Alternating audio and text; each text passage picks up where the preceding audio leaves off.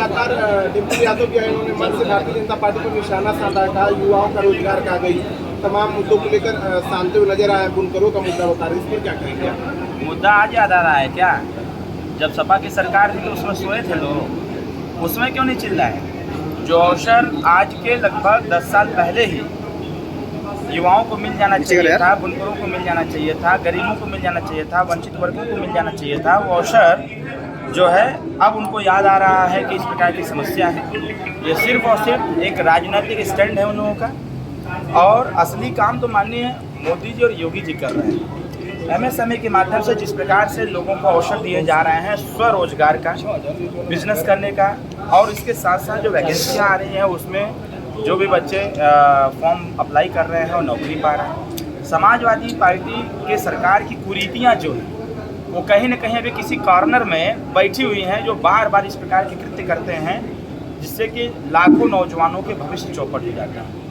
सपा की सरकार में जिस प्रकार से नौकरियों का बंदर बाट होता था, पैसे रुपए को लेकर के नौकरियां दी जाती थी, एग्ज़ाम कोई और देता था, रिजल्ट किसी और का आता था। ये तमाम तरह की समस्याएं जो समाजवादी और BSP सरकार में डेवलप हुई थी, वो हमारी सरकार उसको धीरे धीरे उसका ऑपरेशन करते हुए ठीक कर रही है। और माननीय अखिलेश यादव जी जब चुनावी मैदान में आते हैं तभी उनको याद आता है गरीबों की बात, युवाओं की बात, महिलाओं की बात, पिछड़ों की बात, अल्पसंख्यकों की बात, बुनकरों की बात जब चुनावी मंच पर आते हैं तभी याद आता है। सदन के अंदर एक बार भी उन्होंने चर्चा नहीं किया भाई बुनकरों के लिए। अभी पिछला जो सरकार चली उस सदन में भी वो थे, अभी भी सदन में है, एक बार भी बुनकरों की आवाज़ नहीं उठी। जब मुस्लिम कम्युनिटी पर कोई दिक्कत परेशानी आई तब भी एक बार उन्होंने नहीं बोला।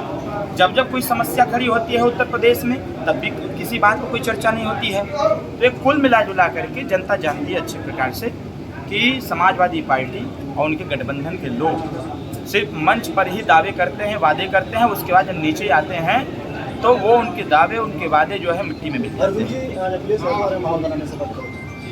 माहौल बनाने से बन जाएगा माहौल पूरा समाज जान रहा है, पूरा घोसी लोकसभा जान रहा है कि जिस प्रकार से गुंडई वाली भाषा इन लोगों की है, और जिस प्रकार से आए दिन मंच पर आकर के कहा जा रहा है कि 1 तारीख वोट बीतने तो उसका देखा जाएगा, और जिस प्रकार से इसी कथनी की वजह से निचले स्तर पर जो इनके समाज के लोग, इनकी पार्टी के लोग हैं, जिस प्रकार से तमाम बूथ अध्यक्षों को, सेक्टर के कार्यकर्ताओं को, नेताओं को धमकी दे रहे हैं, मारने पीटने की धमकी दे रहे हैं, इससे जनता जान रही है कि इनको लाना मतलब फिर से भय, भूख, भ्रष्टाचार, अपराध को बढ़ावा देना।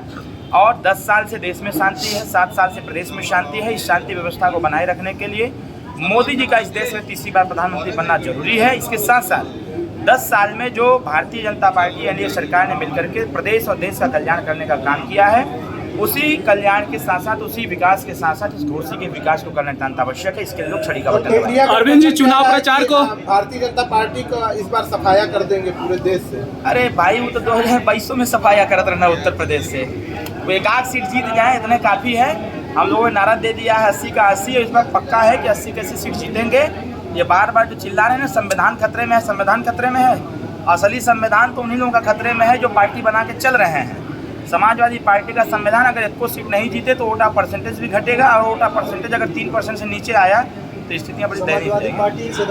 ऐसा कुछ भी नहीं है। वो समाजवादी पार्टी के लोगों को पटका पहना करके, समाजवादी पार्टी के लोगों को पटका गमछा पहना करके कोई आटा पोत की कहे कि ये नेता है, आटा पोत के भंडारी है, तो ये समाजवादी पार्टी का काम होगा।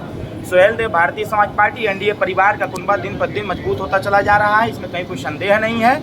और जैसा आपने कहा, वो किसी भी स्थिति में इस बात को मैं स्पष्ट करना चाहूँगा कि जो लोग समाजवादी पार्टी के एजेंट बन करके ये पीला गमछा लगा करके और प्रेस कॉन्फ्रेंस कर रहे हैं, इससे सुहेल देव भारतीय समाज पार्टी को मतलब नहीं। अरविंद जी, चुनाव प्रचार कुछ घंटे रह गए हैं, क्या लग रहा है एनडीए किस स्थिति में है घोसी में? अरे भाई, चुनाव प्रचार प्रतिदिन चल रहा है, और जनता जब खुद ही तैयार है मोदी जी को, योगी जी को, ओम प्रकाश राजभर जी को समर्थन देने के लिए, तो हम तो उनका आशीर्वाद ले रहे हैं, क्योंकि मेरा लक्ष्य यही है, जनता के बीच में रहना, जनता की भावनाओं का सम्मान करना, जनता के कार्यों को करना। और हम जनता के ही उद्देश्य को लेकर के चुनावी मैदान में हैं, और इसी जनता के ही नेतृत्व में यहाँ के जो उद्देश्य है उसकी पूर्ति भी होगी। लगातार आरोप लगा रहे हैं आप पे